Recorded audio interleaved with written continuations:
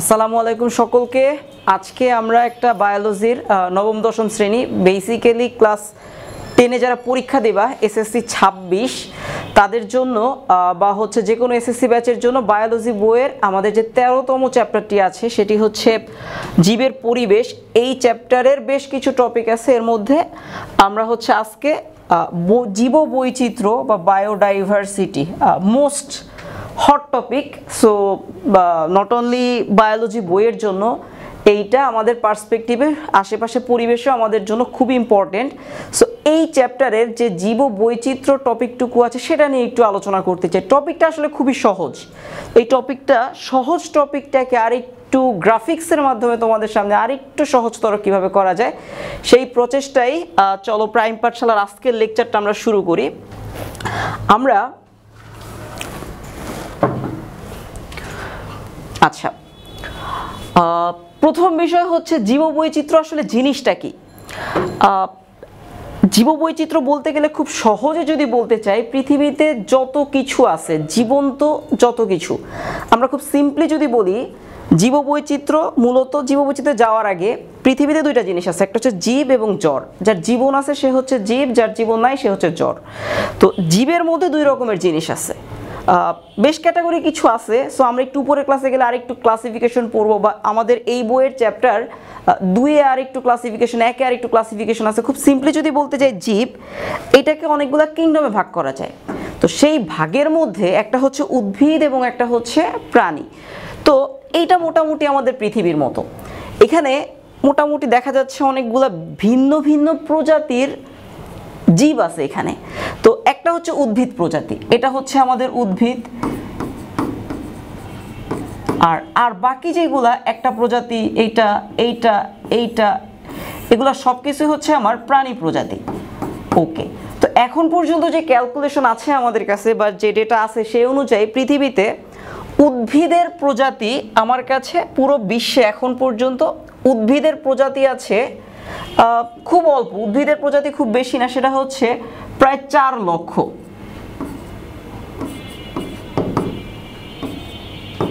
4 লক্ষ হচ্ছে আমার উদ্ভিদ প্রজাতি, আর প্রাণীর প্রজাতি আছে প্রায় 13 লক্ষ। অর্থাৎ খুব সহজে যদি আমাকে কেউ জিজ্ঞেস করে আমার এই বইয়ের এই চ্যাপ্টারে যে পুরো বিশ্বে কত লক্ষ প্রজাতি আছে, প্রজাতি আছে হচ্ছে আমার 13 প্লাস হচ্ছে 4, মানে কত 17 লক্ষ অ্যাকর্ডিং টু আমাদের ক্লাস 9-10-এর এই বইটা অনুযায়ী। এবং যদি আলাদা করে জিজ্ঞেস করে উদ্ভিদের প্রজাতি কতগুলো, উদ্ভিদের প্রজাতি হচ্ছে 4 লক্ষ এবং প্রাণীর প্রজাতি হচ্ছে 13 লক্ষ। সো এই হচ্ছে আমাদের উদ্ভিদ এবং প্রজাতির। এখন এই যে উদ্ভিদ যত 13 লক্ষ এবং 4 লক্ষ 17 লক্ষ প্রজাতির, এটা মিলিতভাবে যে জিনিসটা ডিফারেন্ট জিনিস, যেমন এখানে দেখো, এখানে একটা হাতির ছবি আছে। হাতি তোমার কাছে দেখতে সবগুলো হাতির মতোই লাগতে পারে, কিন্তু হাতি কিন্তু সব আলাদা। আবার সিংহ, সো যত সিংহ আছে কোনো সিংহের সাথে কোনো সিংহের আসলে মিল নাই। যত ডিফারেন্ট ক্যাটাগরির প্রাণী এবং উদ্ভিদ আছে সবগুলোকে একত্রিত করে যেই বৈচিত্র্যটা হয় সেইটাকেই বলা হয় জীব বৈচিত্র্য। তো আমরা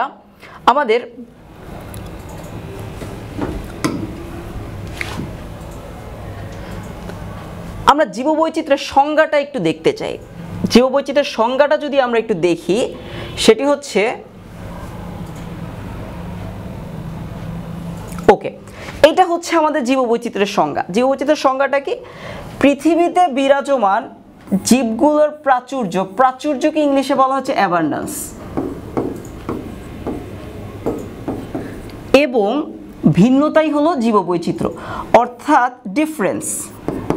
সো ইংলিশ টার্ম বললে মনে হয় একটু সহজ হয় তোমাদের জন্য। সো দুইটা জিনিস, পৃথিবীতে বিরাজমান জীবগুলোর প্রাচুর্য এবং ভিন্নতাই হলো জীববৈচিত্র্য। সংজ্ঞাটা একটু মুখস্থ করে রাখবো, লিখে নোট করে রাখবো, কারণ সৃজনশীলের ক মার্কের জন্য প্রশ্নটা খুব ইম্পর্টেন্ট। সো জীববৈচিত্র্যের এই ছিল আমাদের সংজ্ঞা। আমরা এবার একটু সামনের দিকে যেতে চাই। জীববৈচিত্র্য আসলে কত ধরনের হয়ে থাকে? জীববৈচিত্র্য বেসিক্যালি আমাদের 3 ধরনের হয়ে থাকে। 3 ধরনের কি কি? 3 ধরনের, প্রথমটাকে আমরা বলি হচ্ছে প্রজাতিগত জীববৈচিত্র্য বা প্রজাতিগত বৈচিত্র্য। প্রজাতিগত বৈচিত্র্যকে ইংলিশে স্পিসিক ডাইভার্সিটি বলে, স্পিসিস ডাইভার্সিটি।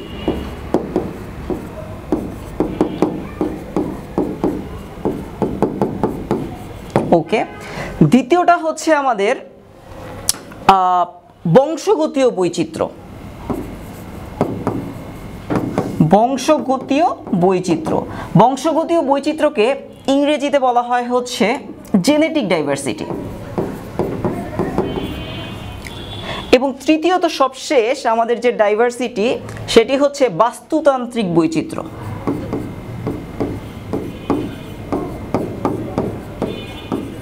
ওকে, এটাকে ইংরেজিতে বলে ইকোসিস্টেম, ইকোসিস্টেম ডাইভার্সিটি। আচ্ছা, প্রত্যেকটা টার্মের শেষে ইংলিশ টার্মটা কেন লিখে দিচ্ছি? ইংলিশ টার্মটা লিখে দেওয়ার বড় বিষয় হচ্ছে আমরা তো এখন ছোট ক্লাসে পড়তেছি, ক্লাস 9-10-এ, যখন আমরা ইন্টারমিডিয়েটে যাব এবং তারপরে আমাদের বড় একটা পরীক্ষা আছে, সেটা হচ্ছে অ্যাডমিশন টেস্ট। অ্যাডমিশন টেস্টে প্রায় সময় দেখা যায় সবাই অনেক ভালো পড়াশোনা করে, আনফর্চুনেটলি টিচার এখানে একটা ট্রিক্স করে। ট্রিক্সটা কি? অ্যাডমিশনের প্রশ্নগুলোতে সে ইংরেজি টার্ম ঢুকাই দেয়। সো যখন প্রশ্নের মধ্যে ইংরেজি থাকে অনেক স্টুডেন্ট কনফিউজড হয়ে যায় যে আসলে উত্তর কোনটা হবে। তার জন্য এখন থেকে অভ্যাসস্বরূপ তোমরা যেটা করবা, প্রত্যেকটা টার্মের ছোট ছোট সব টার্মের ইংলিশটা শেখার চেষ্টা করবা। তাহলে কি হবে? দুইটা কাজ হবে। অ্যাডমিশনের প্রিপারেশন আমরা এখন থেকে নেওয়া শুরু করবো, এবং আরেকটা বিষয় হচ্ছে আমার ভোকাবুলারির আমার যেই টোটাল অ্যাবান্ডেন্সটা হবে এটা অনেক বেশি হবে। সো এই টিপসটা তোমরা সবসময় মেনটেন করবা। ওকে, আমরা এখন প্রত্যেকটা বৈচিত্র্যের আলাদা আলাদা করে ব্যাখ্যার মধ্যে একটু যেতে চাই। প্রথমটা কি? প্রথমটা হচ্ছে প্রজাতিগত বৈচিত্র্য। প্রজাতিগত বৈচিত্র্য মানে কি? প্রজাতিগত হচ্ছে, প্রজাতি কাকে বলে? সবার প্রথমের বিষয়, প্রজাতি হচ্ছে সে সকল জীব যারা নিজেদের মধ্যে ক্রস করলে বা যৌন জনন ঘটালে উর্বর সন্তান উৎপন্ন হয়। যদি উর্বর সন্তান উৎপন্ন হয় সেটা হচ্ছে প্রজাতি, একই প্রজাতি। যদি উর্বর সন্তান উৎপন্ন না হয় সেটা হচ্ছে ডিফারেন্ট প্রজাতি। ওকে, সো আমি যদি খুব সিম্পলি হচ্ছে একটা এক্সাম্পল আমরা এখানে দিতে চাই, এটা হচ্ছে একটা পেঁপে গাছ। এটা দেখতে, তোমরা দেখতেছো এটা একটা পেঁপে গাছ, পেঁপে গাছ। পেঁপে গাছের সাইন্টিফিক নাম পারলে তোমরা কমেন্টে জানাই দাও, পেঁপে গাছের সাইন্টিফিক নাম কি হয়? ওকে, এটা হচ্ছে একটা বাঘ, টাইগার। ওকে, এবং ফাইনালি আমরা আরেকটা প্রজাতি দেখি, সেটা কি? সেটা হচ্ছে আমাদের একটা কলা গাছ। ওকে, কলার সাইন্টিফিক, কলা অনেক জাত হয়, এর মধ্যে কমন সাইন্টিফিক জেনাস নাম সেটা হচ্ছে MUSA, সো মুসা, মুসা স্পিসিস। ওকে ফাইন, সো কলা।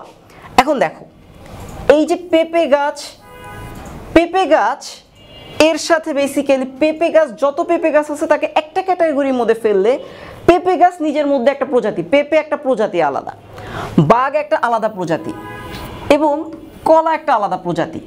এখন পেঁপের সাথে বাঘের কোনো সম্পর্ক কিন্তু নাই, এটা তো ডিফারেন্ট, এটা প্রাণী, এটা হচ্ছে উদ্ভিদ। সো দুইটা আলাদা প্রজাতি, প্রজাতির সাথে প্রজাতির যে পার্থক্য, যেমন কি পেঁপে গাছ হাঁটতে পারে না, বাঘ হচ্ছে হাঁটতে পারে। এখন এটার সাথে এটা একটা প্রজাতি, কলা গাছ ডিফারেন্ট প্রজাতি, আমার পেঁপে গাছ হচ্ছে আলাদা প্রজাতি। কিন্তু এই দুইটার মধ্যে আসলে মিল কি?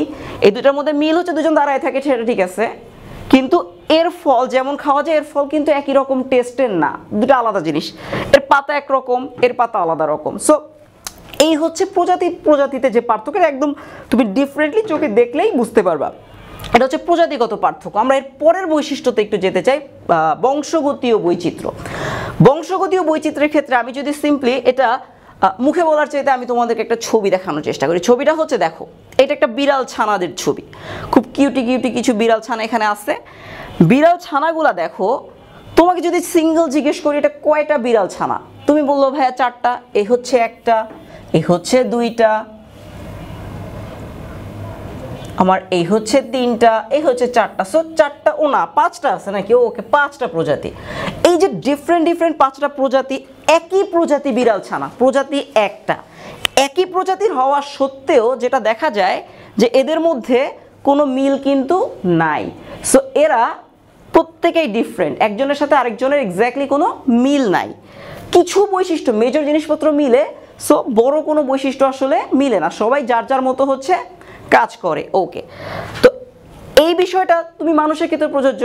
সো মানুষের ক্ষেত্রে যেটা হয় যে মানুষ পৃথিবীতে কত, প্রায় 7.5 বিশাল একটা অ্যামাউন্টের মানুষ আছে। ওকে, সো এই মানুষগুলা কিন্তু কারোর সাথে কারো চেহারা মিলে না, যমজ ভাইয়ের মধ্যে চেঞ্জ আছে। সো এই জিনিসটা হচ্ছে বংশগতীয় বৈচিত্র্য। এবং লাস্টলি যে টপিকে আমরা যাব সেটা হচ্ছে ইকোসিস্টেম বৈচিত্র্য বা বাস্তুতান্ত্রিক বৈচিত্র্য, ইকোসিস্টেম। ওকে, এখানে একটা ছবি আছে, ছবিটার মধ্যে খুব সিম্পলি তোমরা বুঝতে পারবা। সেটা কি? দেখো এইটা হচ্ছে আইসের মধ্যে এক ধরনের যে জীবগুলো থাকে, যেমন আমরা জানি সাদা ভালুক থাকে, আমাদের পেঙ্গুইন থাকে, এগুলো আইসের মধ্যে থাকে। একইভাবে দেখো এটা হচ্ছে ডেজার্ট। এখন ডেজার্টে হচ্ছে মরুভূমি থাকে, সো ডেজার্টের স্ট্রাকচার লাইফস্টাইলটা একরকম, বরফের মধ্যে লাইফস্টাইল আলাদা। সো এই দুই লাইফস্টাইলের এইটার প্রাণীকে আমি ওই জায়গায় কিন্তু ঢুকাই দিলে সে কিন্তু সার্ভাইভ করতে পারবে না। সো প্রত্যেকের হইতে পারে যে এইখানেও একটা পেঙ্গুইন থাকতে পারে, ধরো একটা ভালুক, সাদা ভালুক, কিন্তু এইখানে ভালুক দিলে ওই সেম ভালুক কিন্তু ডিফারেন্ট হবে। যে ভালুক মরুভূমিতে যেরকম, সেই ভালুক যদি আমি হচ্ছে আইসের মধ্যে দেই, দুইটা ডিফারেন্ট হয়। সো প্রত্যেকটাই একদম নর্মাল। এইখানের নর্মাল ভালুক এবং আইসের ভালুকের মধ্যে কিন্তু পার্থক্য আছে, কালারে পার্থক্য আছে। সো প্রত্যেকটা ইকোসিস্টেম বা বাস্তুতন্ত্রের মধ্যে জীবের বৈশিষ্ট্য আলাদা, একই প্রজাতির হইলেও আলাদা হয়। সো আশা করি তোমরা বাস্তুতান্ত্রিক বৈচিত্র্যটা বুঝতে পারছো। সো তিনটা বৈচিত্র্য, একটা হচ্ছে প্রজাতি, একটা হচ্ছে বাস্তুতান্ত্রিক এবং একটা হচ্ছে প্রজাতিগত। আশা করি তোমাদের কোনো কনফিউশন নাই। যদি থাকে আমাদের পেজে এবং হচ্ছে ইউটিউব চ্যানেলে যে কোনো সময় তুমি হচ্ছে আমাদেরকে রিচ করতে পারবে।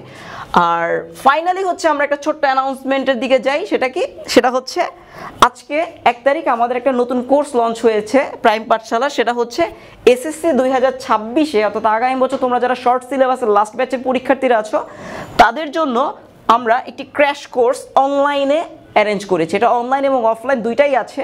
অনলাইন তোমাদের সকলের জন্য সারা বাংলাদেশে, এবং অফলাইনটা হচ্ছে আমাদের শুধুমাত্র ঢাকা ব্রাঞ্চে, আগারগাঁয়ে যে ব্রাঞ্চটা আছে সেটাতে।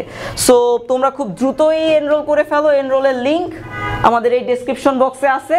সো আশা করি তোমরা খুব দ্রুত ভর্তি হয়ে যাবে, বাকি ডিটেলস তোমরা এখানে পেয়ে যাবে।